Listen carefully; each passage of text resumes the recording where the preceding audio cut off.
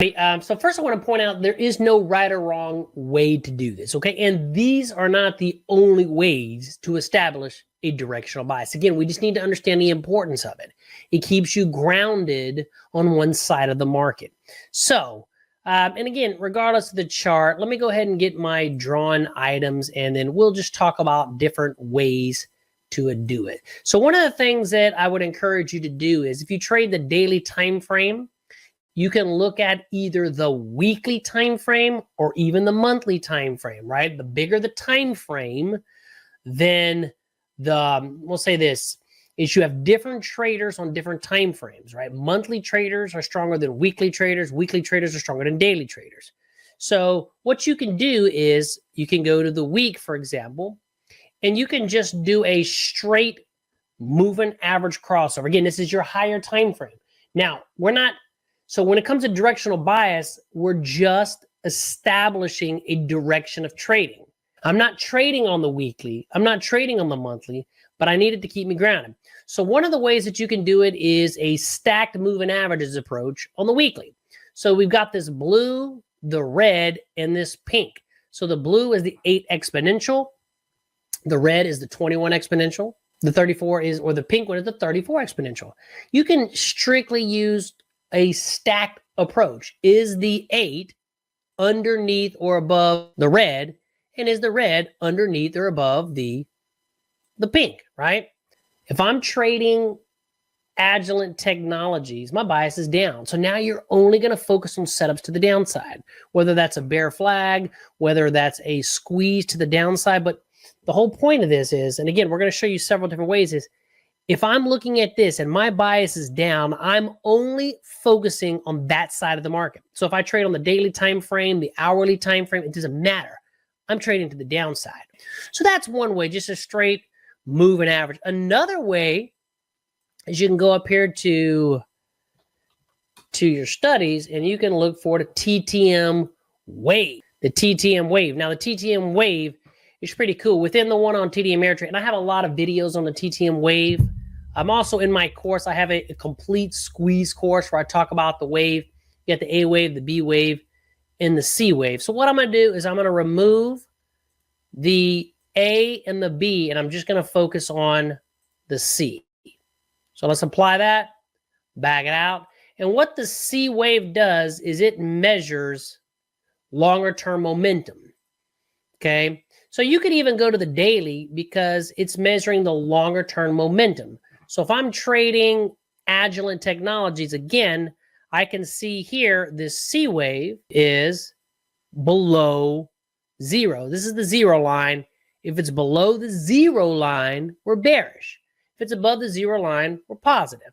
So watch, for example, let me just kind of go see if I can find one another way. A lot of things are bearish right now because the market is bearish. So let's go to gold. Let's see if gold is. Okay, so we'll just look at gold, for example. So what you've got to notice is this 0 right here. When we're above the 0, we are long-term bullish momentum. When you're below the 0, you are bearish. So one of the things that you could do other than the stacked moving averages is you could say, hey, let me put the C wave on. It's going to measure the long-term momentum. And as long as this is below 0, I'm only going to focus on trades to the downside.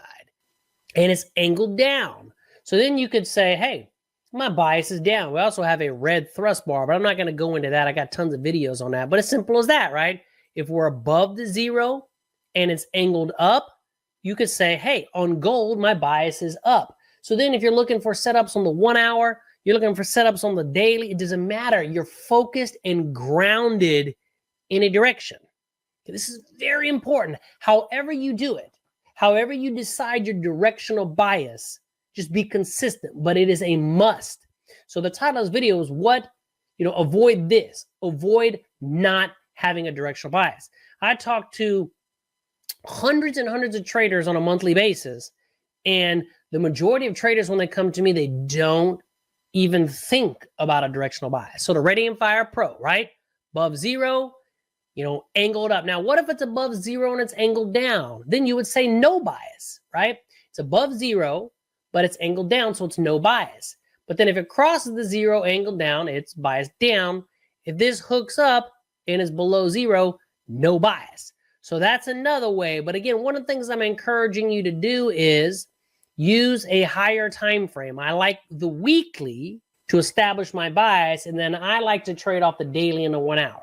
But one of the things that I like to do, and again, I teach exactly how to establish a bias. As a matter of fact, I have a 4-point checklist. And the most important thing on anything you're going to trade, I don't care if it's Forex, crypto, options, is you must establish a bias. So I talk specifically about this approach. This is using the Heikin-Ashi candles. Now, I teach a strategy or a methodology called the 3 market phases, right? Understanding the phase of the market, it's everything. Because if you understand what phase the market's in, you can trade accordingly. And that's where you'll see these lines and these boxes. Again, I talk about them in all my videos and daily recap videos, but you could say in this particular case, I'm just going to do a high overview. Again, I go a lot more specific in the course, but you could simply say, hey, this is the 8 exponential moving average, the 21, right? If we are stacked to the downside and we have a red candle, this is the monthly.